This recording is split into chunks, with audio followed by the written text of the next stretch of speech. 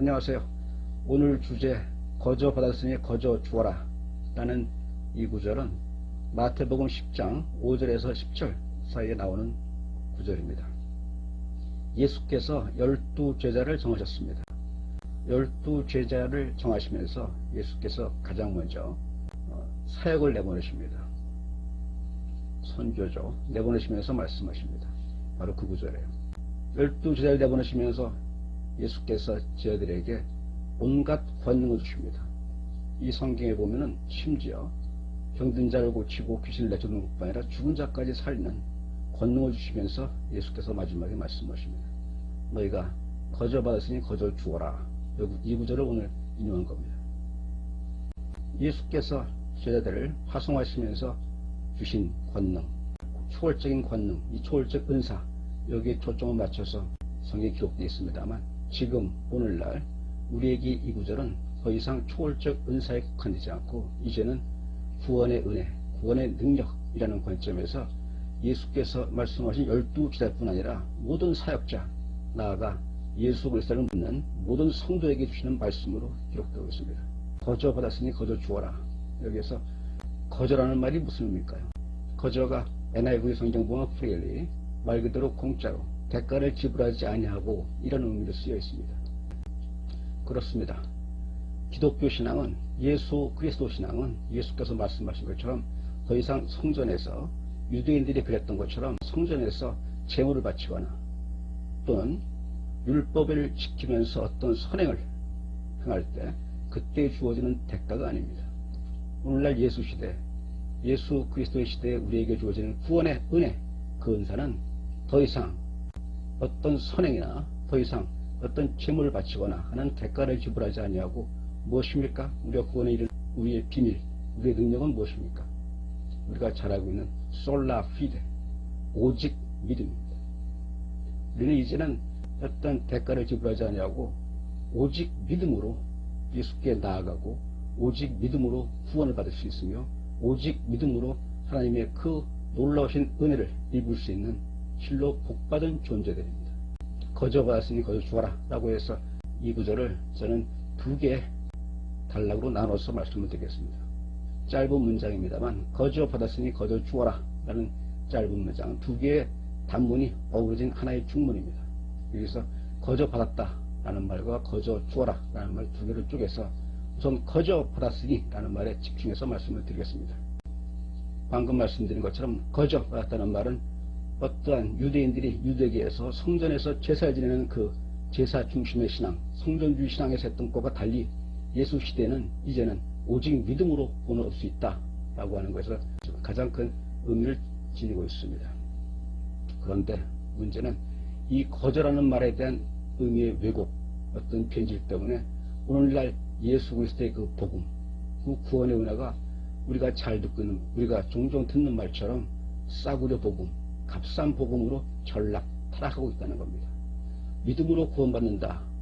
솔라 피데, 오직 믿음으로 우리는 구원받는다. 이 말이 변질돼서 내가 입술로 주여, 주여 하면 마치 그것이 영접한 것이요, 영접한 데는 구원받는다라는 것처럼 왜곡되고 변질되면서 오늘날 기독교 신앙이 우리가 많이 듣고 또 비판하는 것처럼 싸구려 복음, 값싼 복음으로 전락하고 있습니다. 물론 예수께서는, 그리고 성경은 분명히 말합니다. 우리가 믿기만 하면 구원을 받는다. 이것이 바로 우리가 잘 알고 있는 이신칭의 또는 이신득부라고 말하는 믿음으로 말미암아 구원을 얻는다. 믿음으로 말미암아 의롭다 칭하심을 받는다 라는 구절로 이거는 기독교 신앙의 제1강령, 절대 공리입니다. 절대 강령인 이 말씀에 대해서는 우리는 반론의 여지가 없습니다. 다만 그 믿음은 입술로 주여 주여 한다고 이루어지는 믿음이 아닙니다. 성경은 분명히 말합니다. 너희가 믿음이 없다 하며 행함이 없으면 무슨 의미가 있겠는가? 또 예수께서 말씀하십니다. 너희가 입술로 나를 주여 주여 한다고 너희가 하나님 나라에 들어가는 것이 아니오, 너희가 하나님의 뜻대로 행하는 자라야 하나님 나라에 들어갈 것이다 라고 이렇게 말씀하십니다. 그렇습니다. 기독교 신앙에서는 우리가 믿음으로 말미암아 구원을 받는다 할 때 그 믿음의 의미는 단지 어떤 정신적 행위, 단지 예수가 계시다, 예수가 존재한다, 또는 어떤 상황에서 나는 예수를 믿습니다 라고 입술로 고백하는 거에 머물지 않습니다.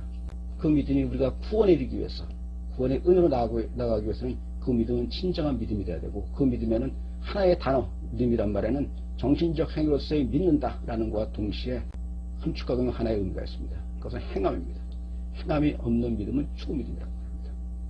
우리가 거저 받았다고 말하지만 여기에서 거저 받았다고 할 때 이 구원의 은혜 복음은 결코 거저 만들어진 것, 거저 이루어진 것, 거저 세워진 것이 아닙니다. 이 복음, 이 구원의 은혜, 그 능력은 실로 처절한, 그리고 실로 소중한 대가를 치른 겁니다. 하나님은 죄를 미워하십니다. 우리가 죄인인 상태에서 우리는 하나님께 나아갈 수 없습니다. 죄를 미워하시는 하나님, 그럼에도 불구하고 우리가 담대히 하나님께 나아갈 수 있었던 것은 우리의 죄가 용서받았기 때문입니다. 하나님께 나아갈 수 없는 인간의 원죄, 그 모든 죄가 용서받았기 때문에 하나님께 나아갈 수 있는 것입니다. 다시 말해서 죄값이 치러졌기 때문입니다. 그럼에도 우리는 우리 스스로가 그 죄값을 치는 게 아니라 우리를 위해서 대신 죽으신, 우리를 위해서 십자가에서 돌아가신 그 예수 그리스도의 대속입니다. 대속이라는 말 잘 아시죠? 대신 갚아준다. 우리의 죄값을 대신 갚아주셨다. 예수께서 우리의 죄값을 대신 갚아주시면서 우리가 담대히 하나님께 나아갈 수 있게 된 것입니다. 그래서 성경은 이렇게 기록하고 있습니다. 예수께서 말씀하십니다. 인자가 온 것은 섬김을 받으려 함이 아니라 섬기려 하고 오히려 자기 생명을 많은 사람의 대속물로 주려 합니다. 여기서 대속물이라는 말이 바로 그 말입니다. 너희들의 죄값을 대신해서 내가 내 생명을 바치겠다. 그리고 히브리서 기자는 이렇게 말합니다.